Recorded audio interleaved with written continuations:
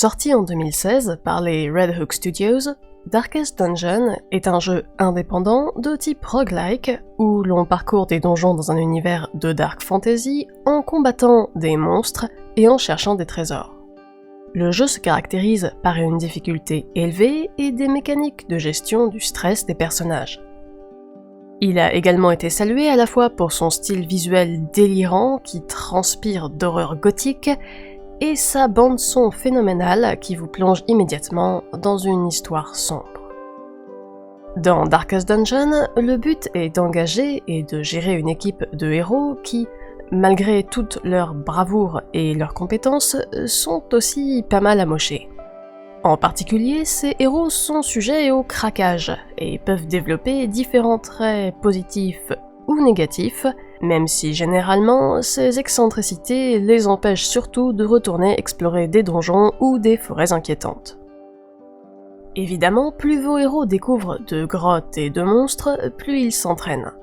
Mais si une courageuse équipe d'aventuriers fait face à trop d'horreur et de dangers pendant trop longtemps, ils vont devenir fous et tomber dans la paranoïa, la peur, le masochisme ou l'irrationalité. Autrement dit, en dehors du positionnement et des améliorations de vos héros qui vous permet de tirer le meilleur d'eux pendant les combats, vous devez aussi avoir une vue d'ensemble sur leur état actuel de santé et évaluer correctement s'il n'est pas trop dangereux pour cet aventurier de repartir pour un tour. Et c'est pour ça que Darkest Dungeon est un outil d'apprentissage génial pour l'évaluation et la gestion du risque. La vie est bien sûr pleine de choix difficiles. Que ce soit parce qu'elle nous pose un dilemme moral, parce qu'elle nous expose à un danger physique direct ou même juste parce qu'elles opposent une possibilité attirante à une autre, beaucoup de nos décisions quotidiennes sont empreintes de risques. Il y a cette expression célèbre « à vaincre sans péril, on triomphe sans gloire ».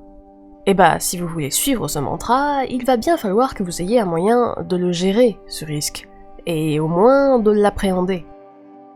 L'évaluation du risque, ça se fait à deux niveaux. D'une part, le risque présente une composante objective externe. Dans une situation donnée, avec son propre type d'expérience de ce type d'événement et sa capacité à y répondre, on peut considérer un certain contexte comme plus ou moins risqué. D'autre part, tout le monde réagit différemment devant le risque, et les personnes peuvent présenter une attraction ou une aversion au risque. Il s'agit d'une composante plus subjective et interne du risque, qui est une caractéristique essentielle de beaucoup d'études en psychologie. On la mesure souvent à l'aide du test Barth. Ce test psychologique bien connu et scientifiquement valide est très simple à réaliser. Il suffit de prendre un ballon, réel ou virtuel, et de le gonfler autant que possible avant qu'il éclate. On peut s'arrêter à tout moment pour récupérer ses points, mais si le ballon explose, on perd tout. Et évidemment, plus le ballon est gros, plus on a de points. Pour avoir un résultat plus précis, on répète souvent l'expérience une vingtaine ou une trentaine de fois pour prendre ensuite le score moyen.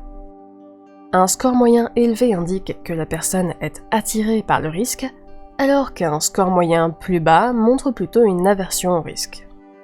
Et d'une certaine façon, Darkest Dungeon est un peu un test Barth au long cours. Certains joueurs préfèrent vivre dangereusement et envoyer toujours la même poignée d'équipes en mission, s'exposant ainsi au risque qu'ils craquent, comme le ballon qui explose, alors que d'autres joueurs jouent plutôt la sécurité et changent régulièrement d'aventurier, comme s'ils s'arrêtaient avant que le ballon éclate. Bien sûr, améliorer les héros prend plus de temps, mais les chances qu'ils cèdent à la pression sont plus faibles, en particulier parce que ça leur laisse le temps d'aller profiter des différents bâtiments dédiés à la réduction du stress dans votre ville, comme la chapelle ou la taverne. Gérer le risque demande presque toujours de faire des compromis.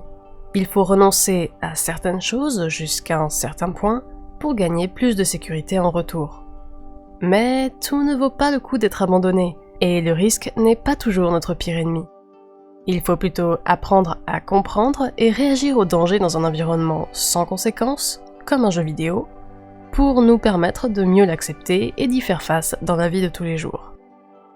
Alors, et si Darkest Dungeon, dans toute sa folie gothique, était en fait un bon moyen de travailler sur l'évaluation et la gestion du risque. Et n'hésitez pas à me dire en commentaire, est-ce que je suis la seule à tout le temps condamner mes croisés en oubliant qu'ils ont aussi le droit de se reposer, même s'ils ont clairement les meilleures compétences en combat? En attendant, si vous avez d'autres idées de jeux qui nous apprennent quelque chose sans qu'on le sache, laissez un petit commentaire. Comme d'habitude, prenez soin de vous et à bientôt.